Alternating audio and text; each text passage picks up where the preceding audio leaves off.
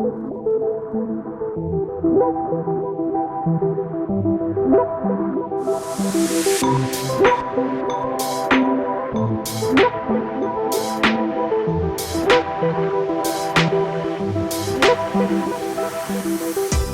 up guys, my name is Phil, welcome back to Miranda Detailing. So in today's episode we are working on this brand new Ford Explorer and we're going to be doing a new car prep and ceramic coating. Small section here, I've kind of started this technique, I'll kind of mark an X. Now this vehicle we detailed a couple of months ago and we applied the Extreme Solutions graphene spray coating. And that stuff applied really well, it gave an awesome, gloss to it, it's very slick. And now that it came back, it's still hanging on, but this vehicle sits outdoors. It had sap on it, it has water spots on it that we're gonna have to take care of. So it definitely took a beating. But I could tell on the sides, the protection was still hanging on pretty well actually, and on the wheels and on the trim. The front area here definitely took a beating. So it's beating and sheeting water a little bit, but not like it should. So it's definitely on its last leg.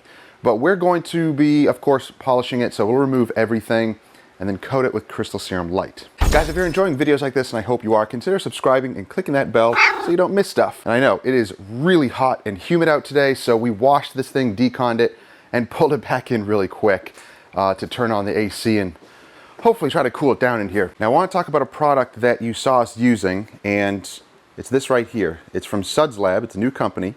And this is their Total Degreaser. It's actually a tire degreaser, that's what it's called.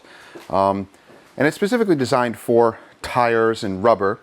But again, it is a degreaser, so you can use it pretty much on anything. But we use it on the tires here. And even though these tires aren't bad, you can see that it was definitely pulling off some junk off the tires and even the wheels. So I kind of used it all over the wheels and all over the tires. This is diluted 1:4 in here.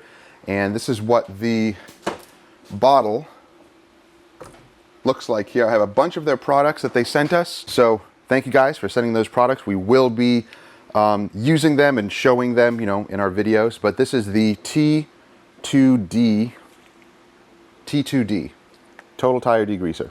So this stuff can be diluted all the way up to, well, it says 4:1 for tires and rubber. But of course you can dilute it, 10:1 if you wanted. But it worked really well at that 4:1 ratio. Pretty strong stuff, so it cleaned up the tires and inside the wheel wells really well. So, so far, nice product. And we did have to pull out some iron remover for the wheels, especially. So we used some of the Kosh Chemi Magic Wheel Cleaner to clean the barrels of the wheels. That's what needed some deeper cleaning, so we used that for the inside of the barrels of the wheels. And yeah, seemed to do a pretty good job inside the barrel of the wheel there. Kind of hard to focus on, but for the rest of the wheel, yeah, it did a good job.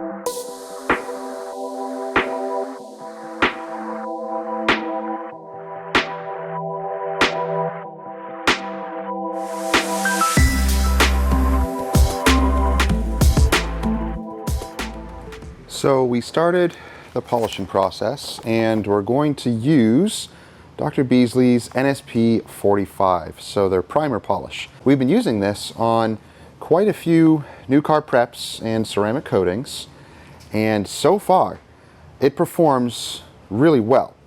The only glitch, the only setback is it does have a weird residue that will sometimes be hard to wipe off, and sometimes it will also kind of return. You can kind of see a little smeariness there, but you wipe it, it goes away, and then it kind of slowly returns again. I talk about this a lot when I use this product because I have to let people know about that.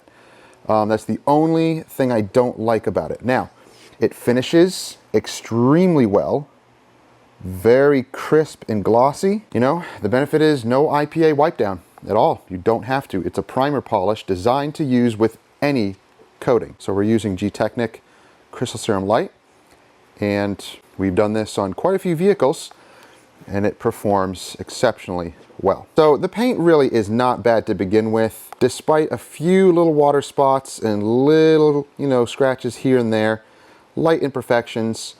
That's pretty much it. This is now after polishing. It really cleared up nicely, and this is before. Again, not horrible, nothing dramatic, just little stuff, but it clears it up and it makes it look beautiful. So she is using Clear SR, the water spot remover, on all of the glass and some of the black trim here. We already tested it here, and ooh, that's pretty hazy. That definitely needs polishing.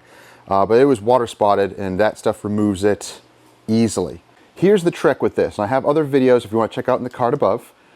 Basically, we apply it with a little blue microfiber applicator like this, one or two little pumps, and then we apply it to the paint and glass in small sections, and do not let it dry. So apply it, kind of, you know, work it into the area, and in about 30, maybe even 60 seconds or so, depending on the temperatures. If you're indoors, it's fine. If you're outdoors, work faster.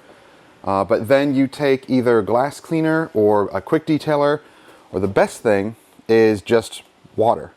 Just use regular water, mist it on, and it neutralizes it, and then you wipe it off.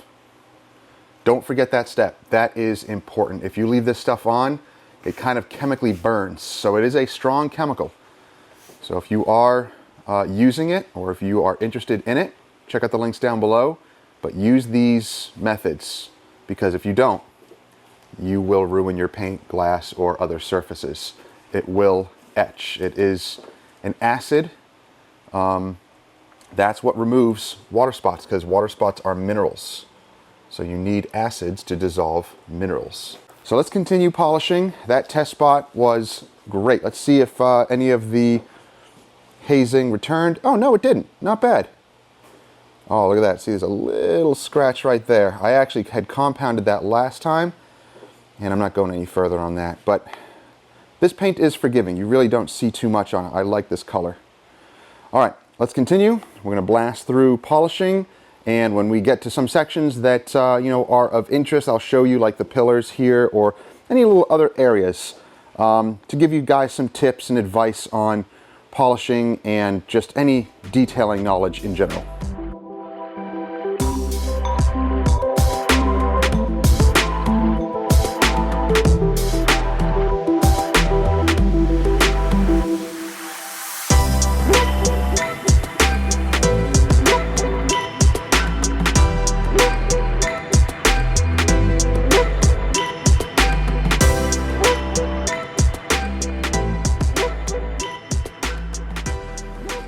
So I want to talk to you guys a little bit about polishing technique. So there's a lot of controversy, mostly between enthusiasts and other so-called detailers that are, I don't know, just maybe a little too egotistical, and they love to push their own agenda and their own kind of detailing law. But here are some general tips, not necessarily rules. I would have to say, compare it to, I don't know, golf. Everybody kind of has their own stroke, right? Their own kind of swing, their own style, but they follow the general rules. The position of their body, generally, having their knees bent, their arms, that type of positioning, but eventually they develop their own technique that works for them, because everyone's body is going to be a little bit different. The way that they move, their muscle memory, everything is going to be slightly different. However, the same type of rule applies. So here are some basic things to keep in mind. These are the most important things. Everything else is going to depend on your own technique and your own style. For one, the most important thing is keeping your pad flat against the paint. That's number one. If you don't have that, whether your technique is the best, that doesn't matter. Or your form is the best, it doesn't matter. If your pad is always angled like this on a flat surface, you're going nowhere. You're not going to be doing anything. So make sure the pad is always flat. Now that is going to take some time to get used to because the balance of the machine, when it's turned on, your brain kind of thinks that maybe it's too loud, it's going too fast, and you kind of lose concentration. So don't concentrate on the sound of the polisher itself. Concentrate on the pad being flat to the paint. That is number one. That's the most important thing. Everything else, the way that you see me polish, even the pattern that I follow, is not haphazard, but it's to my own liking. It's to what I see the paint reacting to and what it needs. Am I going to do a perfect cross hatching every single time just for the sake of doing it? No. If you're a beginner, you do that because you see everyone else doing that in the way that they teach. That's just proper form in the beginning to give you an idea of how to get proper coverage. When you get more advanced and you get used to the polisher, you'll begin to sidetrack on that and kind of develop your own technique. So that's what I do. I don't always go in a perfect hashtag. You saw I did a big section here, and I went in straight lines back and forth from left to right. And then I did a little bit of a hashtag, but then I kind of started doing more diagonal. Why did I do that? I was just following the contours of the paints. That's all. It was more comfortable for me to do that. And I noticed because of the little bevel here that I can't just go up and over it. If you go sideways over it, or diagonal, I should say, the pad continues to spin better than just going over it. It's things like that that you're going to notice when you start polishing and when you get to, have some experience and get a little bit more advanced. So yes, follow the proper form in the beginning. Your cross hatching and all of that. Most important, pad flat to the paint. Concentrate on that. Number two is going to be balancing the machine properly, because that also will affect everything else. So what I like to do in our detailing workshop for our students who are brand new to polishing is have them use one hand. And I know it seems weird at first because you don't have the muscle memory for it yet. It's like my arm is so used to handling this polisher that I can go one-handed across the roof, across the hood, across large areas, still keeping the pad flat while maintaining even pressure. Even though I'm not using this hand on the roof and long sections here, I'm not going to stretch that much to do that because it's uncomfortable. I can still apply proper pressure. That just comes with experience and building up the muscles in your arm. So practice. Put the polisher down. I like to trigger lock it and just balance it. Learn to balance your machine and make sure that pad is always spinning, always flat. When you start doing this, well, the pad might spin still, depending on the speed, but you're not doing much work. So keep it flat and feel the machine. Get used to it. Get used to the machine, get used to the balance of it, and stick with one machine that you have. Whatever it is, stick with it for a while. If you really can't get it, then maybe switch to something else. Sometimes the 8mm throws are a little weird. They don't always correct perfectly. They can be, I don't know, maybe easy to get used to because of the millimeter throw is not so large. But the 15mm throws, I feel, are smoother. They correct better. For me, I think even for a beginner, they're easier to use. Take that for what it's worth. Whatever polisher you have, practice on it first, but you might have to switch over to something else. But remember those two important things. Pad flat to the paint and balance your machine. Learn to balance your machine. Everything else, your form and all of that, copy what you see other guys doing as far as the perfect cross hatching and all of that. But you're going to deviate from it later on when you get more experience. You may see us polishing certain areas, and I'll do a focus pass, which is a slow, methodical pass, just one. And then the other ones, I might be able to see through the polish and see where the light is hitting it. And scurry over to that area and polish that a little bit slower.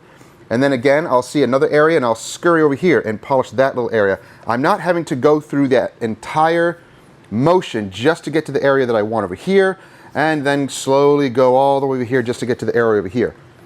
Polish what needs to be polished. If the rest of the paint looks good and you just need a little scratch removal here and a little haze removal here, then focus on those areas and don't just polish the whole entire thing for the sake of polishing it. But again, those things you will learn later on with more advanced techniques.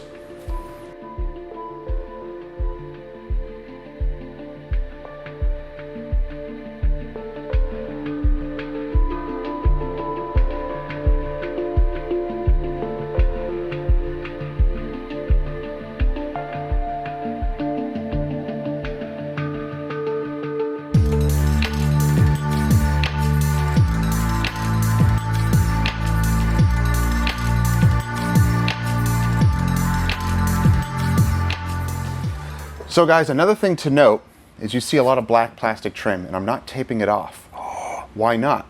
Because the primer polish that we're using does not affect trim. If I was using a heavy compound and really doing heavy correction on here, then yeah, it would be a good idea, because I want to get close, and you know, especially with this ridge here, I want to get close. And most compounds will stain trim if they're a really heavy duty compound, but most polishes don't anymore. They're formulated to not do that. So old stuff, old school stuff, yeah, probably it would stain trim. But with the primer polish we're using, it doesn't. Even if I go over it, wipe it off, and it's completely fine. So don't worry about taping off trim if you're using good polishes like that. Again, to each their own. It depends on your job. It depends on what you're doing. We're not doing full corrections here. This is just paint enhancement. It's just lightly primer polishing before a coating. That's it. So we don't need to waste tape, waste time, and do any of that. It's not cutting corners. It's actually working smarter, not harder. So when it comes to detailing, and really any line of work like this, type of service work and technical type of work like this, use methods that will get the job done quicker and in most cases better. So instead of using another polish where I would have to use a panel wipe, I'm skipping that step completely, therefore cutting out possibly 30 to 60 minutes off our time. So no longer do I have to do that. I can simply polish and get right to coating, and that's it. Very fast, very efficient. But again, each job is different, so it goes according to your job.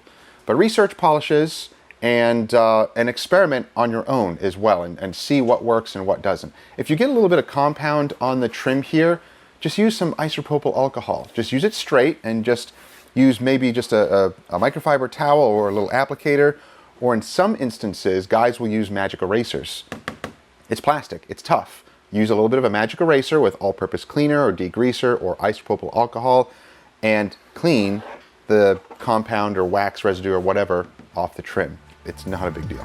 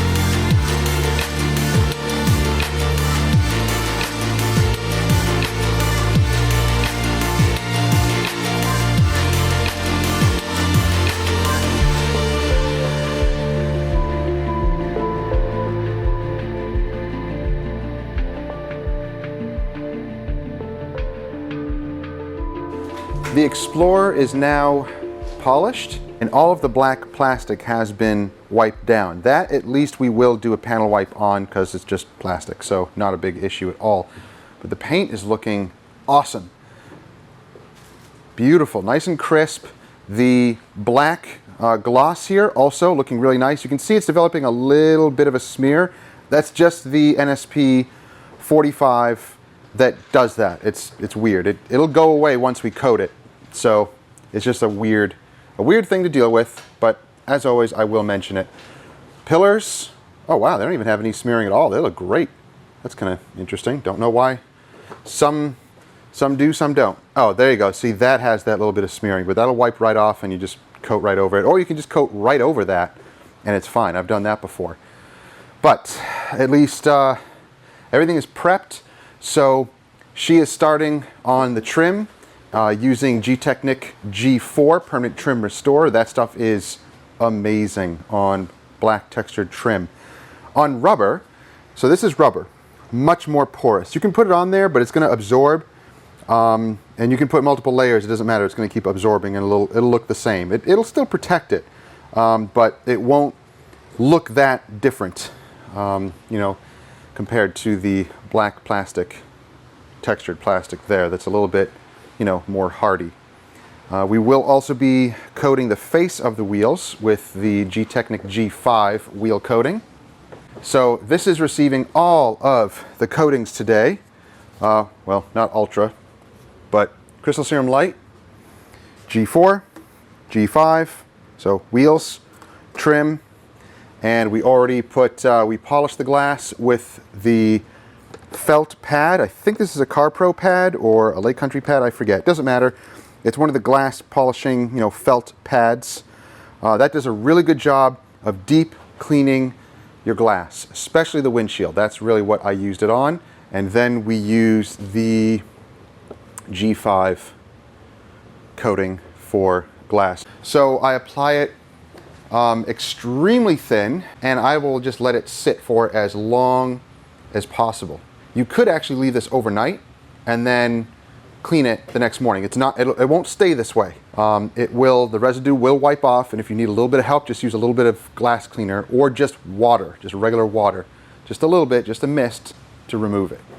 We're going to start with the wheels, and she's wiping them down with the Meguiar's Surface Prep. I love that stuff. It is great. So we're wiping down the wheels. We're going to coat them with C5 wheel armor.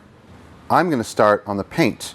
So I have a little bit of the Crystal Serum Light from the last job, and I actually keep this in the fridge, and then I take it out and kind of let it cool, or let it warm up. But when you keep it in the fridge, it lasts longer. And I also learned, don't leave that little dropper in there. Just chuck it. Don't even try to clean it, because I tried and it doesn't work well. Just chuck it and grab a new little pipette. So I have these ones. These are just little cheap disposable ones. These are perfect. So that's what I'll use for the coatings. You can pick up like a pack of like 50 or 100, very, very cheap, and use them for all sorts of coatings. And once you're done, just chuck them. So, yep, I love that. All right, as usual, my little applicator here for coatings. I have my first wipe towel here, and I actually have a nice G-Technic towel here that I'll use for my final wipe. So, yeah, very nice, thin, low nap, but high quality towel. If you've seen me apply coatings before, then you know I like to start on this side, and I'll just work in small sections, check with lights, wipe, and continue. So that's our method. If you want to check out other videos, then I'll either have one in the card there to check out for application you know, of coatings, but mostly all of our paint enhancement and coating jobs, you'll see us apply the coating, and I try to go in depth to show you what it looks like on the paint, how to apply it, how to wipe it, how to check for high spots, all of that stuff. So watch closely. I'll demonstrate on this small area, and then we're going to get the rest of this done. Now I like to have a little cart like this to roll around, and just be careful, don't roll it around. I need to actually get one of these little stabilizers, you know, to put your bottle of coating in. I'm I'm working on that. There's a company that just came out with one. I have to grab one of those. But I will put about that much to prime. I'll close the bottle here. I'll just do that, butterfly it, and go right to coating. So I'm going to work in this small section here. I've kind of started this technique. I'll kind of mark an X here and then go in a box and just methodically apply the coating. Just cross-hatch it a few times. I might extend the borders just a little bit because I see I have a lot of coating here, so I can go a little bit further than usual. Now let's look at the coating on the paint. You can see how it goes onto the paint like that, nice and wet. And you'll start to see it, what some people call sweating. It'll kind of go into these little lines, almost like little beads. You kind of see it starting there. Basically, the carrier fluid is evaporating and the SiO2 particles are bonding to the paint. There it goes. You can start to see it now do that sweating type of thing. And once it starts to do that, you know it's ready to wipe off. So first towel, first wiping towel here. Notice how easy, and look at that, you can really see it start to separate. Notice how easy it is to wipe off. And when you do this, just be mindful of all your edges, overlap. And what I do with this towel, this is the side I wipe the coating on, fold it in, put it in my pocket. And I'll use that side for maybe this whole, hood, and then flip it over to the other side and keep using the sides like that. So I'll have 8 sections. And then the final wipe, just very gently go over the surface, go all the way to the edges, past the edges a few inches, because the coating can be pushed into those areas. And just by running your towel over them, it will pick up the rest of the residual carrier fluids and coating that may be pushed over to the edge. But I can feel the difference. This is super slick and grabby. So I can feel that difference. It's pretty awesome. Crystal Serum Light is very easy to apply and the results are incredible. Now I will also top this, not with Exode this time, but I will top it with C2V3. So tomorrow, one last application of C2V3, very, very light, like a mist on the towel, and just apply it over the entire vehicle, and that helps with reducing water spots, because coatings are susceptible to water spots within the first week or two. And since this sits outdoors, that's what he's trying to avoid.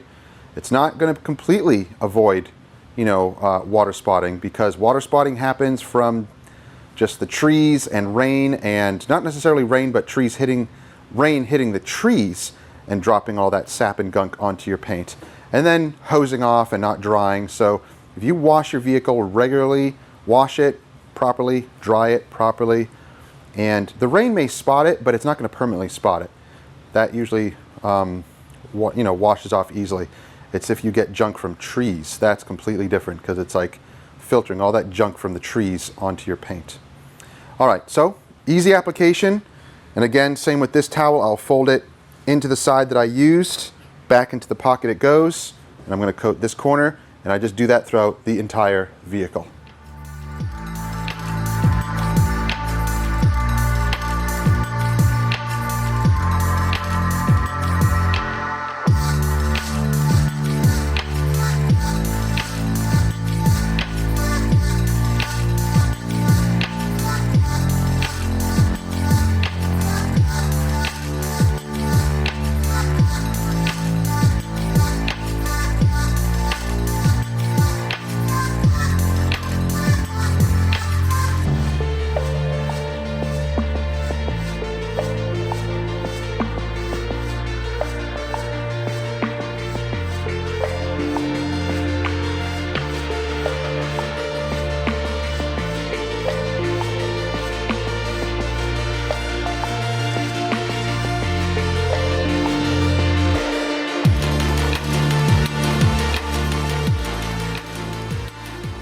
Okay, one last thing. I'm going to use the new Apex Surface Protection trim just on the windshield cowl. I saved that to last just because, you know, I'll most likely see this vehicle again because it is a regular customer of ours. It may be a year, actually. But yeah, I want to put this on the cowl and see how it performs. So I already used it on another job, and then I used it on my in-laws' vehicle. If you want to see that video, check out the card. I did it actually when I was on vacation, but this stuff is very potent. Like, it smells very, very, very strong. But let me put this on the tripod. That way I can handle that stuff safely. It's a little dried out, but not bad. So it should bring back some life to it and make it repellent, water repellent. And I put it on one of these like little G-Technic pads here. It's like a little makeup pad, basically. And if it gets onto the paint or glass, not a big deal, just wipes off. Just don't let it sit there for too long, obviously. With coatings, you just work quickly. Coatings are really nothing to be afraid of. If you have, you know, any knowledge of detailing and polishing and you have the basics down, you can apply a coating. I just don't recommend it for guys who don't have a garage. It's very, very difficult. I mean, there are coatings, like Geon offers a coating that you can use outdoors, but you also have to be certified to get that coating. It's not just for anybody. Again, if you get it on the paint, not a big deal. Wipes right off. If you need to apply a little more because it looks uneven, go ahead and do so. I'm going to let this soak into that area because it's a little dry. All right, the trim looks nice. Now, it doesn't look super glossy. That's not what this trim protectant is really designed for. It is more for protection, and it will restore it to nice black matte finish, not necessarily high gloss. It looks a little different than the G-Technic. This has a little bit more gloss to it, a little bit more richness to it, but this is designed more for protection. So UV protection, it'll bead water, and it looks amazing. Awesome. It's also a very easy coating to use. It's very viscous, very watery.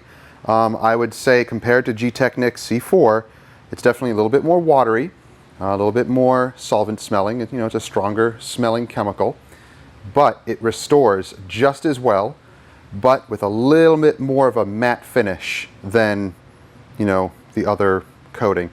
But that also could be because these could be different plastics. This is a little bit more textured than the windshield cowl. It looks slightly different. So it could be because of that too.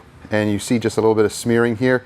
That's from the windshield coating that we put on. I'm wiping it off kind of in stages. I need to do one little final wipe off and it'll be good to go. We'll call that done. Everything now is coated. It is looking beautiful. Wheels are coated with G-Technic G5, like I had mentioned, and we put 303 tire balm. That stuff is really, really nice. For brand new tires, it is awesome. The trim looks great. The paint looks fantastic. All the water spots were polished out of it. It looks great. So tomorrow, I will put just one layer of C2V3. This is a maintenance product also. Cool thing about this, when you use it to maintain, you can spritz it on while the paint is wet and dry it into the paint.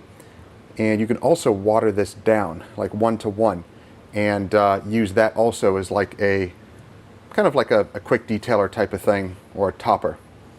But when used straight, right after the coating application, it bonds, it adds just another top layer to it, and it allows the coating to cure and breathe underneath it, and it'll help with water spots as well. So again, like I mentioned, coatings, most coatings are prone to water spots within the first couple of weeks. This one sits outdoors, so of course it's probably going to get spotted again, but hopefully it will be much easier to clean. And if the water spots are sitting on the coating, then you use a dedicated water spot remover, like, let's see, it's here somewhere. You use that water spot remover, W9. So if and when needed, we can use that because it'll be on top of the coating. So guys, that's going to do it for today's video. I hope you enjoyed it. I hope you learned from watching us, and hopefully some of those polishing tips helped you guys as well. I try to drop at least, a few gems, a few tips here and there, because we all need improvement, and especially you new guys, if you are new to polishing and coatings, you need those tips every once in a while to just kind of refine your skills, or if you're just starting out, it's good to know those things. So each person has their learning curve. Some can pick up a polisher and just kind of go right away and be really good at it because maybe they've watched other people do it for so long. People can mimic. I'm one that can mimic others fairly well. I can watch hours and hours and hours of someone and how they do it, their technique, how it's supposed to be done, and then copy it, mimic it myself, and then kind of develop my own technique. Maybe you have that ability. If you don't, maybe it just takes longer to get a certain technique down, but that's okay. Everybody's got different learning curves, but when it comes to polishing, it takes a few weeks, maybe a few months to get used to the polisher, but once you do and you see the results that you can get from it, it's pretty impressive, and it just kind of spurs you onward. You want to keep on doing it and keep on doing it, and you'll get better and better as you go along. As always, guys, if you're interested in the tools or the products that we've used, I'll have them down below. If you have any questions or comments, again, kindly leave them down below. And I hope you guys enjoyed the video. We'll see you guys next time. Have a great week. Take care.